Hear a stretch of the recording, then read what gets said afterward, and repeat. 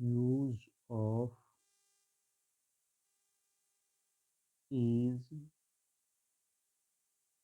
M या are. आज हम लोग यूज एम यानी कि इज का प्रयोग, एम का प्रयोग और आर का प्रयोग सीखेंगे। और इसी से संबंधित बहुत छोटा छोटा जो है आमतौर पर जिसे सेंटेंस छोटा छोटा होता है, जिससे सबसे पहले शुरुआती हम इंग्लिश बोलने सीखते हैं, तो वहाँ से हम लोग स्टार्ट करेंगे। लेकिन सबसे पहले हम लोग इज एम आर आखिर कहाँ लगता है, किस तरह होता है, तो सबसे पहले इसके बारे में अध्ययन करेंगे। क्रिया, क्रिया के ऊपर हमारा सेंटेंस होगा, तो हमें सबसे पहले क्रिया को समझेंगे। क्रिया यानी कि काम, जो काम हम करते हैं उसको हम क्रिया कहते हैं। और काम से ही हमारा मतलब होने का प्रतीत होता है कि हमने जो कर रहा है वो क्या हो रहा है, क्या काम हो रहा है, तो वही क्रिया। अब देखो, जैसे हमारा काम है अभी लिखना, तो लिखना या पढ़ाना, तो ये हमारा मुख्य कार्य हो गया, ये मुख्य भर्व यही हो गया, मेरा मुख्य कार्य हो गया, यानी कि मेरा काम जो है यहाँ पढ़ाना है और लिखना है। इसमें समय का अंतर होता है, यानी कि इसमें समय का प्रयोग करते हैं, इसमें समय लगता है, जो भी हम ऐसा कार्य करते हैं उसमें समय लगता है कि लिख क्रिया कैसे करेंगे, पढ़ाएंगे कैसे, उसको लिखाएंगे कैसे और क्या लिखाएंगे, प्रश्न आता है, तो इस चीज़ में क्रिया होती है, इसको हम मुख्य क्रिया कहते हैं। मेन हिंदी में हम थोड़ा समझेंगे, हिंदी भाषा में। और आजकल हिंदी और इंग्लिश दोनों एक दूसरे को समझना बहुत ज़रूरी है, इसलिए हम छोटे छोटे पर सबसे पहले हिंदी मीडियम से जो स्टूडेंट आता है उसके लिए हम हिंदी में पढ़ाने का प्रयास कर रहे हैं कि इसको कैसे पढ़ाएंगे, कैसे समझेंगे। तो मेन यानी कि मुख्य, इसको बोलते हैं मुख्य क्रिया। और इसका इंग्लिश हम लोग अगर जाने तो मुख्य क्रिया का इंग्लिश हो गया मेन भार्व। और यही मेन भार्व के रूप में हम इज एम आर का प्रयोग करेंगे। आमतौर पर यह भी कह सकते हैं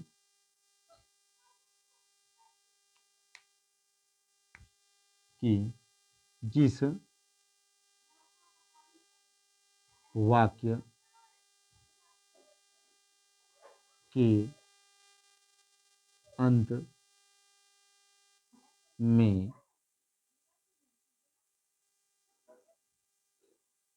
है या हूँ या हैं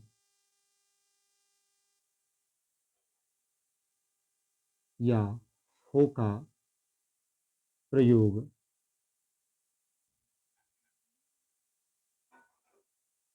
करते हैं।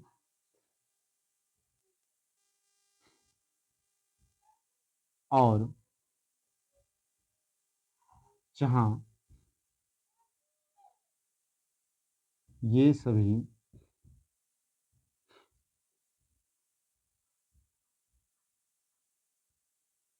मुख्य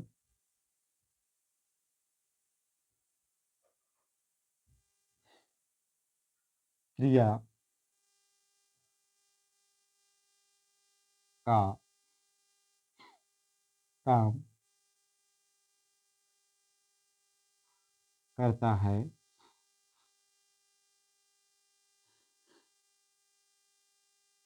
वहाँ इसका प्रयोग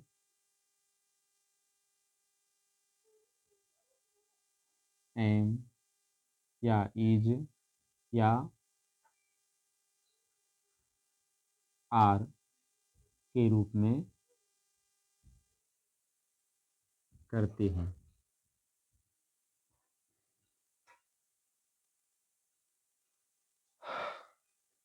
हम लोग मेन वर्ब अगर समझेंगे तो कुछ सेंटेंस हम लोग को इसके ऊपर काम करना होगा, अन्यथा हमारे अंतर्गत में ऐसा कुछ भी नहीं है जिसमें हम इसको समझ पाएंगे। आमतौर पर यह नाउन या एडजेक्टिव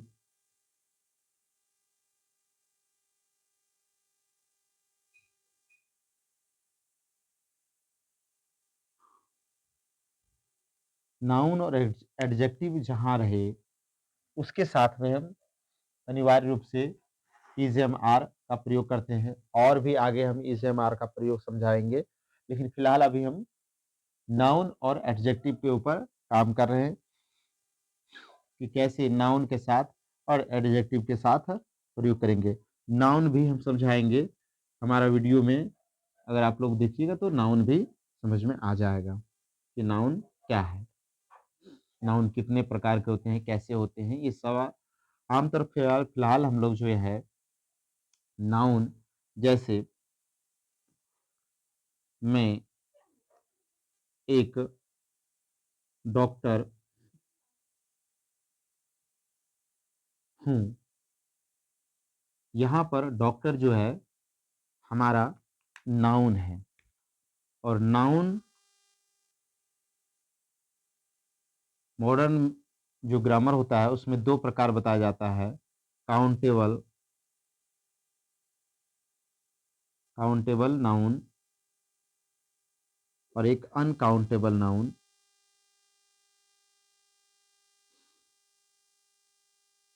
नाउन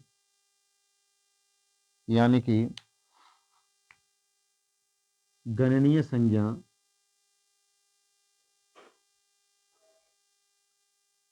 संज्ञा और अगणनीय संज्ञा।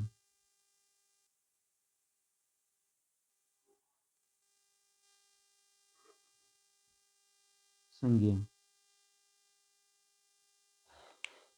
गणनीय संज्ञा, अगणनीय संज्ञा, काउंटेबल नाउन, अनकाउंटेबल है, जिसको हम गिन सकते हैं वह गणनीय संज्ञा हो गया। इसमें हम ए या एन का प्रयोग करते हैं, अगर ये प्लूरल में रहेगा तो एस या एस के रूप में प्रयोग करते हैं, और अनकाउंटेबल में ये सब कुछ भी नहीं होता, सिर्फ ओनली इसका प्रयोग करेंगे इसके साथ में। और इसमें एक अनगण यानी कि अगणनीय का मतलब जिसको हम गिन नहीं सकते, जैसे वाटर हो गया, टी हो गया, ऑयल हो गया, ये सब हमारा अनकाउंटेबल नाउन हो गया। यानी कि जो हम हिंदी में अगर समझे तो द्रव्यवाचक जो संज्ञा होता है, जिसको नापा तोला जा सकता है लेकिन गिना नहीं जा सकता, वैसे चीजों को, वैसी वस्तुओं को हम अगणनीय संज्ञा कह सकते हैं, कहते हैं। अब आते हैं एडजेक्टिव। तो एडजेक्टिव हमारी जो भी संज्ञा या सर्वनाम का विशेषता बतलाती है उसे हम एडजेक्टिव कहते हैं। यानी कि हमारा जो नाउन है, जैसे राम, राम इज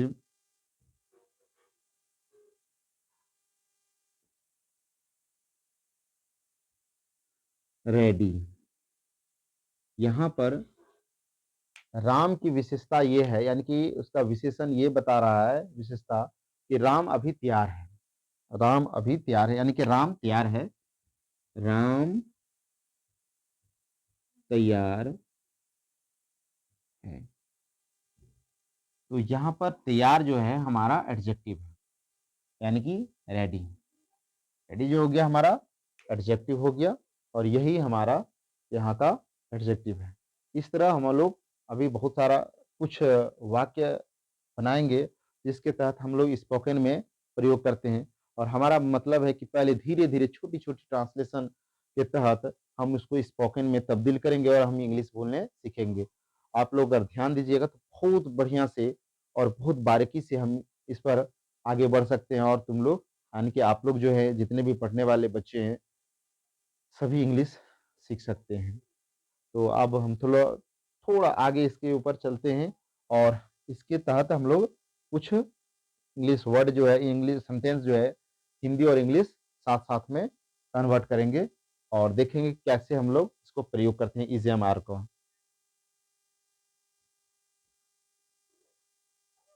लोग समझेंगे। और अतिरिक्त जैसे सब्जेक्ट, यहाँ पर कुछ जैसे मैं, हम लोग, इस तरह आप लोग, तुम लोग, वह, यहाँ पर रामू, वे लोग, लड़के, मेरे दोस्त, तुम और मैं जो है, ये सभी के सभी सब्जेक्ट है। सब्जेक्ट आखिर क्या होता है, थोड़ा समझना है। सब्जेक्ट जेक्ट इसको हम लोग शॉर्ट में एस से भी लिख सकते हैं। और सब्जेक्ट का मतलब होता है कर्ता। कर्ता यानी कि काम करने वाला।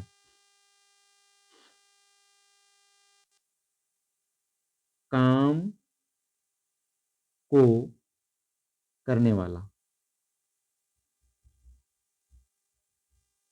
जो काम को करता है उसे हम कर्ता कहते हैं। जिसके द्वारा हमारा कार्य संपन्न होता है वही मेरा कर्ता है। तो यहाँ पर जितना ये सब शुरू में दिखाई दे रहा है ये सभी के सभी कर्ता है। तो हम इसी के संदर्भ में जानेंगे कि आखिर ई से हम आर किसके किसके साथ क्या क्या लगाएंगे। तो सबसे पहले हम थोड़ा ध्यान देंगे आई। आई के साथ हमेशा एम का प्रयोग करते हैं। हमेशा एम यानी कि एम का हिंदी हो गया हूं। जहां पर हूं रहेगा वह हम एम का प्रयोग करेंगे। उसके बाद ही, she, it, Ram, Sita,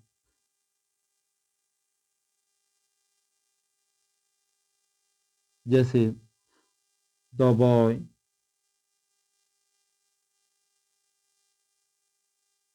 the काव,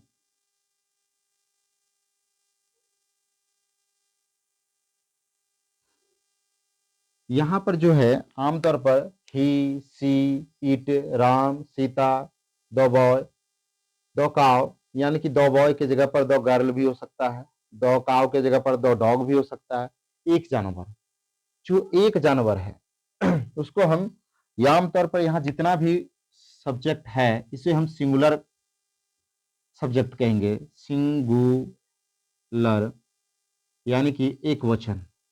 एक वचन, एक वचन के तहत जितना भी आता है इसमें एक व्यक्ति का वर्णन होता है। इस सब्जेक्ट में जो भी है बस एक व्यक्ति का वर्णन हो रहा है। एक, याद रखना है इस बात को।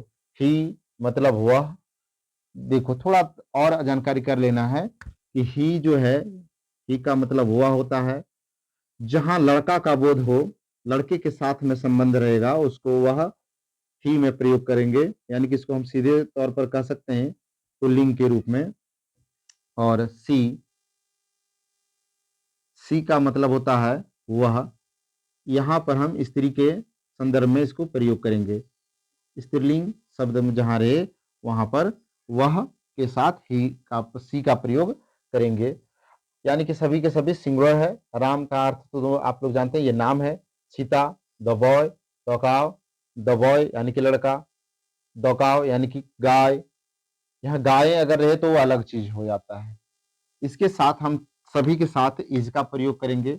यानी कि ये जितना है यहाँ पर इसके साथ आमतौर पर इज का प्रयोग करेंगे। इसका मतलब होता है। है के साथ प्रयोग करेंगे, इज लगाएंगे। जहां है रहेगा वहां इज लगाएंगे। उसके बाद है सब्जेक्ट के रूप में आएगा दे, द बॉयज, एस वाला, इसमें एस जुड़ा हुआ है। द काउ, इसमें भी एस रहेगा, काउस। यानी कि फिर दो नाम का प्रयोग रहेगा, राम एंड श्याम।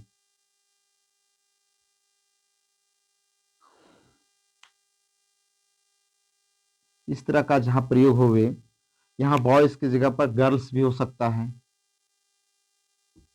फिर कुछ ऐसे सेंटेंस है जिसे हम लोग यहाँ देख रहे हैं, द काउस, इस जगह पर द डॉग्स भी हो सकता है, द कैट्स भी हो सकता है। कुछ भी, यानी कि जानवर में कोई भी जानवर हो सकता है यहाँ पर जो जिसके साथ एस का प्रयोग रहे। राम एंड श्याम, यहाँ दो नाम है। दो नाम, एक नाम नहीं। एक नाम अगर रहे तो सिंगुलर के साथ यानी कि इसमें रहेगा, जैसे राम और सीता। दो नाम रहेगा तो इसमें आ जाएगा। इस तरह का प्रयोग, अगर दो व्यक्ति का वर्णन हो, दो या दो से अधिक, तो वो उसके साथ हम आर का प्रयोग करते हैं। आर, जिसका हिंदी है या हो सकता है। थोड़ा ध्यान रखना है, इस तरह का बातें। इसके साथ में और भी होगा, जैसे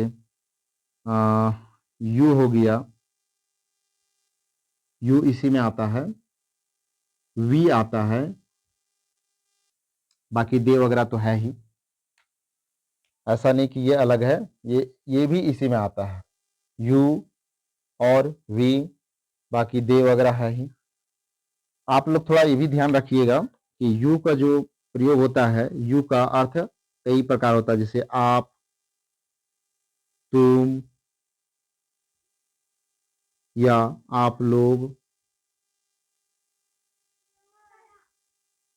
या तुम लोग, तुम लोग, यानी कि आमतौर पर 4 अर्थ दिए गए हैं। तो इसका हिंदी आप, तुम लोग, आप लोग ऐसे भी हो सकता है, जो यू के साथ हम लोग सेंटेंस में प्रयुक्त करते हैं। अब हम लोग आते हैं इसका ट्रांसलेशन करने के लिए। अब इसका ट्रांसलेट थोड़ा करते हैं कि कैसे इसका करेंगे।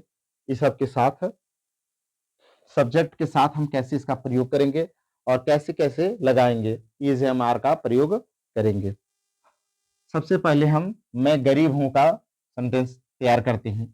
सब्जेक्ट जैसे है, हमारा सब्जेक्ट का प्रयोग उसी हिसाब से हम लगाते हैं।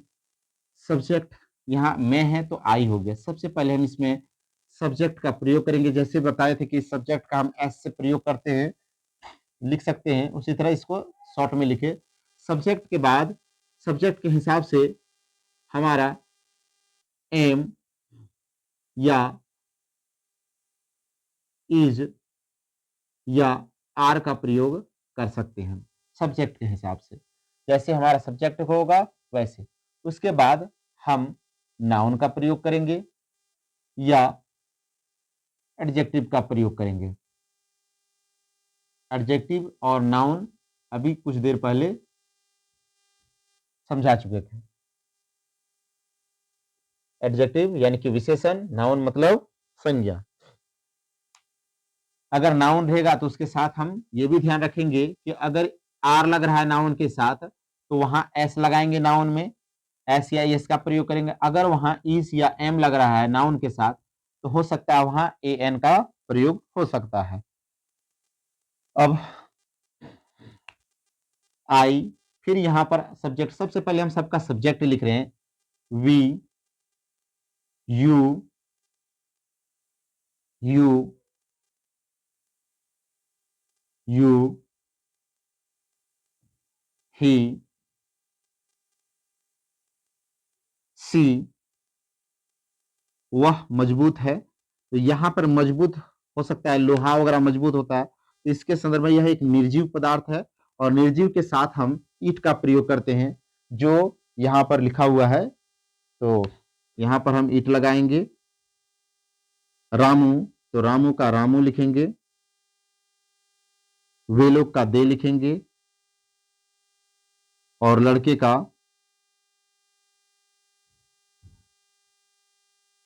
द बॉयज लिखेंगे। मेरा दोस्त, मेरा दोस्त का माय फ्रेंड लिखेंगे।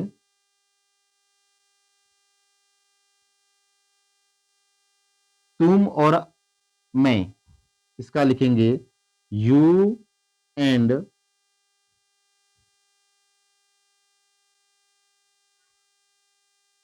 आई। अब हम लोग, सबसे पहली बात है कि सब्जेक्ट हमने बताया था कि सब्जेक्ट लिखेंगे, और सब्जेक्ट के बाद अब सब में ऐसे आप लोग नहीं कर सकते, हम फिलहाल यहाँ बताने के लिए ऐसा किए कि सबका सब्जेक्ट लिख दिए हैं और फिर आप लोग पर्सनली एक एक बनाते हुए चलेंगे। तो यहाँ पर आई सब्जेक्ट है, आई है, वी है, यू है, they, you, he, she, it, Ramu, they, boys, my friend, you and I. अब एम, इज, आर, हम इसके हिसाब से, सब्जेक्ट के हिसाब से इसको सेलेक्ट करेंगे कि यहाँ क्या लगेगा। एम, आई के साथ हमने बताया था कि सिर्फ ओनली एम आई के साथ ही लगता है। तो जहां पर आई है वहां पर हम एम का प्रयोग अनिवार्य रूप से करेंगे। अब हम थोड़ा ध्यान देंगे कि यू, वी, यू, यू है, और ये सब एक प्लूरल नंबर है जो इसमें दिखाया गया था। यहां पर हम यू वी लिखे थे, और इसके साथ सभी के साथ हम आर का प्रयोग करेंगे। आर, आर, आर, फिर यहां भी यू है तो हम यहां भी आर का प्रयोग करेंगे। उसके बाद ही सी इट हो गया, तो ही सी इट इसमें आता है राम सीता नाम के साथ, तो ये सब बाकी के साथ हम इसका प्रयोग करेंगे। तो हम यहां अब इस सब के साथ इसका प्रयोग कर रहे हैं। Is, is, is, is. अब फिर मुझे मिला दे और द वॉइस, तो दे और द वॉइस इसमें आता है। दे और द वॉइस दोनों इसी में है, और इसके साथ हमने बताया था कि आर का प्रयोग करना है। तो यहां पर हम लिखेंगे आर, ये मेरा आर है, आर। अब माय फ्रेंड ये किसके साथ आता है? तो माय फ्रेंड अगर इसमें एस रहता तो आर वाले के साथ आता, अगर एस नहीं है तो इज वाले के साथ आएगा, इसके साथ आएगा। क्योंकि मेरा दोस्त, यहां दोस्त लोग नहीं है, दोस्त है, सिर्फ एक दोस्त के बारे में वर्णन किया है, इसलिए इसमें इज का प्रयोग करेंगे। यू एंड आई हमने बताया था कि दो या दो से अधिक व्यक्ति अगर रहेगा तो आर का प्रयोग करेंगे। तो हमारा इसमें जैसे यहां पर दो व्यक्ति है तो हमारा भी यू और मैं, यानी कि तुम और मैं, यू एंड आई, दो दो व्यक्ति का वर्णन हुआ है, इसलिए इसके साथ हमने आर का प्रयोग करेंगे। अब प्रश्न आता है कि उसके बाद क्या करेंगे, तो हमने लिखा कि हमारा इसका काम हो गया, अब इज एम आर का प्रयोग हो चुका है। अब हम प्रयोग करेंगे नाउन का, नाउन और एडजेक्टिव। तो नाउन अभी तो हमारा इसमें कहीं भी नाउन नहीं है, बस एडजेक्टिव है, क्योंकि एडजेक्टिव का काम होता है संज्ञा या सर्वनाम का विशेषता बतलाना। तो यहां पर जितना है हमारा सब कुछ संज्ञा, जैसे रामू एक नाम है लड़का का, तो ये हमारा संज्ञा हो गया, बाकी सब सर्वनाम है, और ये हमारा उसकी विशेषता बतला रहा। अब हम एडजेक्टिव को लिखेंगे, तो गरीब का इंग्लिश होता है पुअर। उसके बाद फुल स्टॉप। फिर चालाक का होता है क्लेवर। फिर धनी का होता है रिच। बुद्धिमान का होता है वाइज। स्वस्थ का होता है हेल्दी।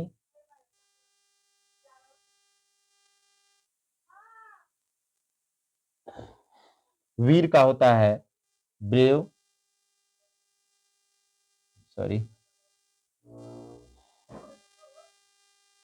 ईमानदार का होता है ऑनेस्ट, ऑनेस्ट। बहुत बच्चे इसको हॉनेस्ट पढ़ लेता है, एच से उच्चारण ह होता है तो इसलिए हॉनेस्ट पढ़ता है, लेकिन इसका उच्चारण ऑनेस्ट होगा। फुल स्टॉप सभी में लगाते जाएंगे, फुल स्टॉप खैर नहीं छोड़ना है, इससे हमारा पंक्ति गलत सिद्ध होता है। उसके बाद लंबी, लंबी का होता है टॉल। मजबूत का स्ट्रॉन्ग।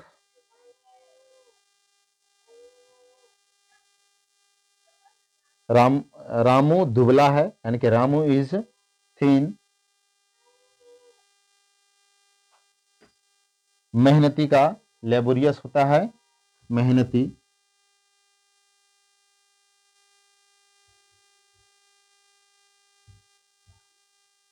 लड़के नटखट हैं तो नट्टी।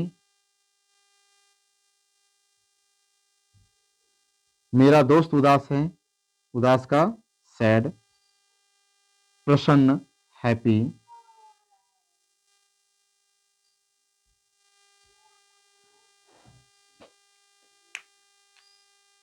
ये हमारा सेंटेंस है। आप लोग इसको अगर बढ़िया से थोड़ा ध्यान देके पढ़ेंगे तो मेरा मानना है कि इसी तरह धीरे धीरे हमारा जो सेंटेंस होगा वो एक दिन बेहतर होगा, और हम इसके साथ इंग्लिश बोलने भी सीख सकते हैं और साथ में लिखने भी सीखेंगे। क्योंकि अगर ट्रांसलेशन करने तो एक साथ दोनों काम होता है, लिखने की भी कैपेसिटी होती है और बोलने की भी कैपेसिटी होती है। और यही मेरा दोनों उद्देश्य है कि लिखना और पढ़ना दोनों जानना है, एक काम पर फोकस नहीं करना है। दो काम होगा तब इसको बेहतर कर सकते हैं। अगर इंग्लिश लिखने जान रहे हैं, पढ़ने नहीं जान रहे तो दिक्कत होगा, अगर पढ़ने जान रहे हैं तो लिखने नहीं जान रहे तो वो भारी दिक्कत है। हमें दोनों काम आना चाहिए, लिखना और पढ़ना दोनों साथ साथ में आना चाहिए। आज का क्लास इतना ही अभी रखेंगे, अगला फिर क्लास में हम इसको और आगे बताएंगे। तब तक के लिए नमस्कार, जय हिंद।